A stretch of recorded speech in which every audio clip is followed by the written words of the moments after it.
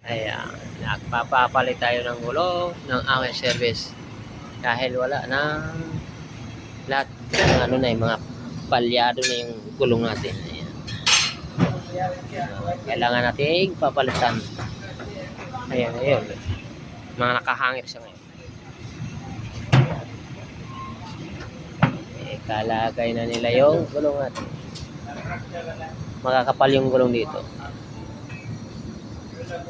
Ito, kung sa Pilipinas pwede ito magamit. Napapakinabangan pa to. Pero dito, kagaya ng kanina, ayan. So, ang sukat nito ay 195 by 14. Ayan. Kasi dito pag malapit na yung yung palatandaan kasi. Pag malapit na diyan, pinapalitan.